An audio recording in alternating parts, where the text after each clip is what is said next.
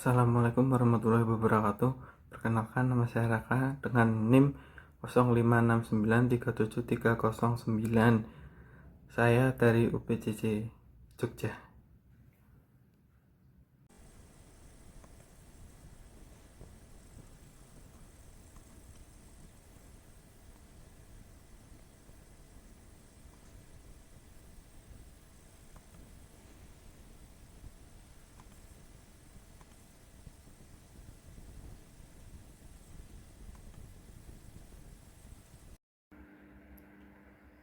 Oke, yang pertama balok sama dengan function kurang buka PLT itu fungsinya untuk mendefinisikan sebuah fungsi bernama balok dengan 3 parameter input, yaitu panjang, lebar, dan tinggi. Untuk baris kedua, LP itu luas permukaan dengan rumus 2 kali P kali T tambah P kali L tambah L kali T. Untuk baris ketiga, volume. Fungsinya untuk menghitung volume dengan rumus panjang kali lebar kali tinggi. Nomor keempat, return, mengembalikan sebuah vektor bernama yang berisi 2 elemen, yaitu volume dan luas.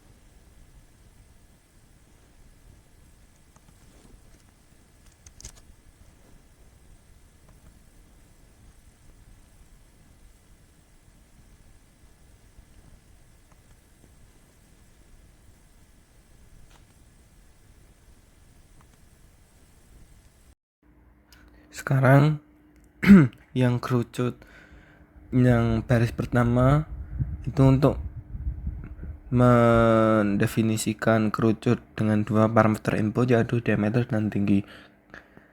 Kenapa menggunakan diameter? Agar berbeda dengan yang lain. Baris kedua, R sama dengan D bagi 2. Fungsinya untuk menghitung jari-jari dari diameter yang ditentukan.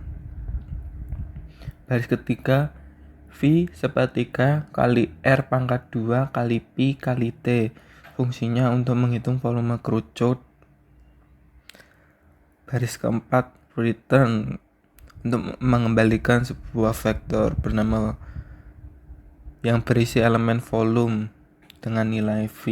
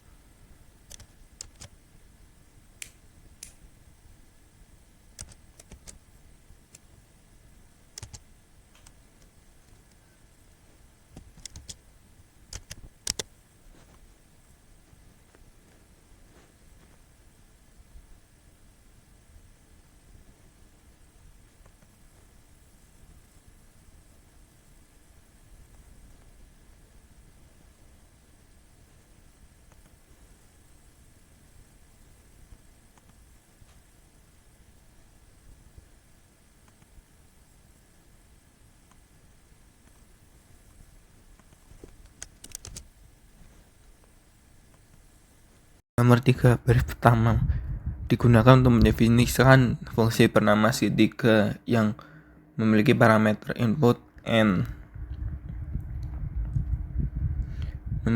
Baris kedua, fungsinya untuk menghitung deret bilangan segitiga menggunakan rumus N kurung buka N plus 1 kurung tutup bagi 2. Baris ketiga untuk mengembalikan sebuah vektor bernama yang berisi elemen deret bilangan.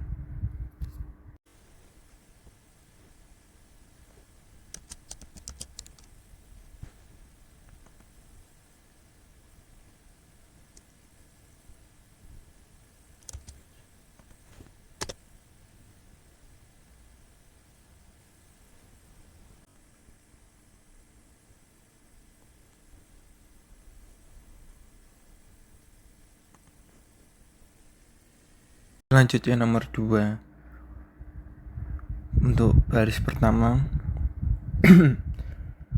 plot f digunakan untuk mendefinisikan fungsi bernama plot f tanpa parameter, sehingga ketika dipanggil plot f itu nanti semuanya yang ada di dalam kurung kurawal akan menjalankan semua perintah.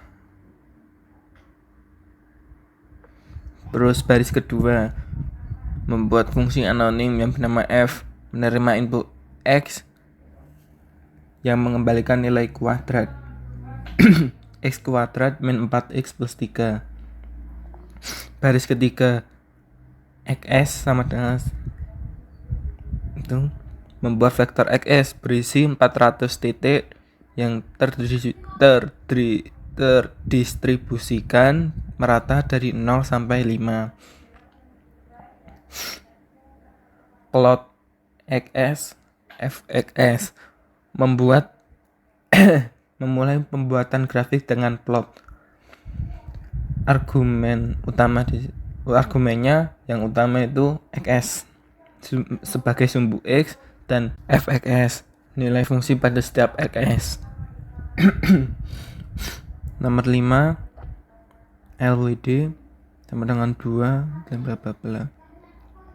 Menetapkan judul grafik yang menjelaskan fungsi yang diplot dalam interval domainnya.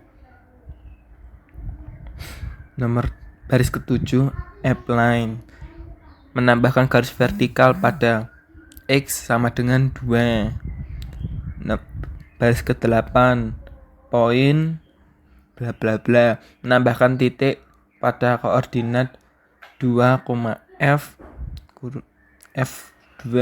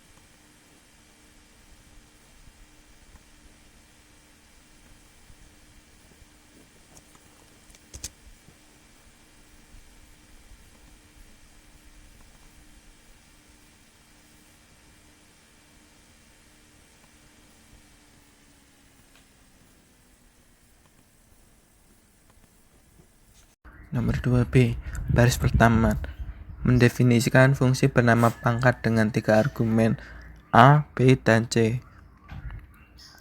Baris kedua d sama dengan p pangkat 2 min 4 kali a kali c untuk menghitung input d dari persamaan kuadrat. Baris ketiga if d lebih sama dengan 0. D itu harus bilangan real. Baris keempat RL sama dengan tuh menghitung akar pertama menggunakan rumus kuadrat. Baris kelima menghitung akar kedua menggunakan rumus kuadrat. Baris keenam mengembalikan vektor numerik berisi 2 akar real. Baris ketujuh jika syarat nomor baris ketiga tidak terpenuhi, maka melanjutkan perintah ke baris ke-8. Return polyroot c, b, a. Kembalikan sebuah vektor yang berisi elemen yang berisi akar kompleks.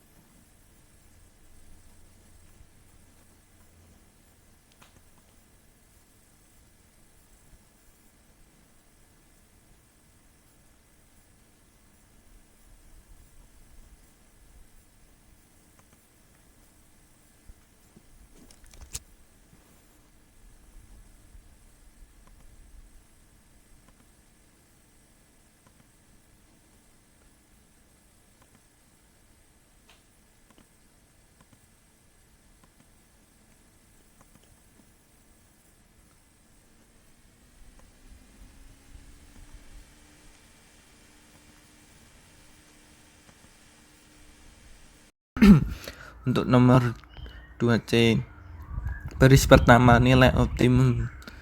Mendefinisikan fungsi bernama nilai optimum dengan dua input, M kecil sebagai batas kiri dan M besar sebagai batas kanan. Baris kedua, mendefinisikan fungsi matematika fx x kuadrat min 4x plus 3 sebagai fungsi R bernama f. Baris ketiga, jika if M lebih besar daripada M, berhenti. Baris keempat, memanggil optimas untuk mencari minimum fungsi f dari pada interval M dan M besar. Hasil OPT adalah list yang berisi minimum dan objektif. Baris kelima, menyimpan vektor ujung interval sebagai n untuk evaluasi nilai fungsi pada kedua ujung. Baris keenam, menghitung nilai fungsi f pada kedua ujung interval menghasilkan vektor dua elemen. Baris ke-7 sampai 11 adalah pembuatan data frame. Untuk baris ke-12, mengembalikan data frame berisi dua baris minimum dan baris maksimal dari ujung interval.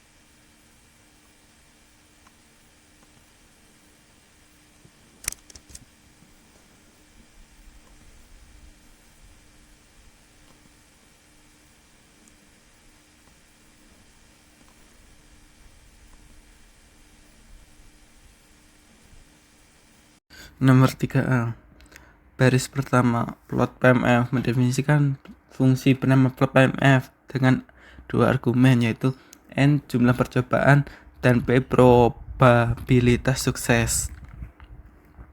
Baris kedua, X sama dengan 0,2 N. Membuat vektor X berisi semua nilai distrik dari 0 sampai N. Baris ketiga, PMF. Menghitung probability mass function PMF binomial untuk setiap nilai di X menggunakan fungsi debinom. Baris 4 sampai 8 menggambar grafik batang vertikal tipe histogram distrik. Baris ke-9 menambahkan titik pada puncak setiap batang untuk menonjolkan nilai probabilitas. Baris 10 mengembalikan list yang berisi vektor X dan PMF.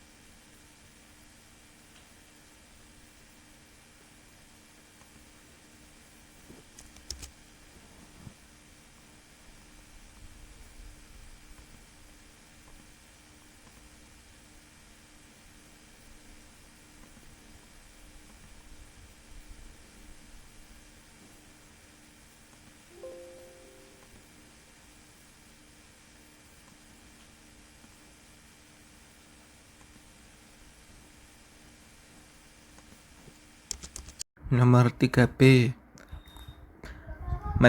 Baris pertama mendefinisikan fungsi bernama plot CDF dengan parameter N sebagai jumlah percobaan dan P sebagai probabilitas sukses. Baris kedua membuat vektor distrik X beri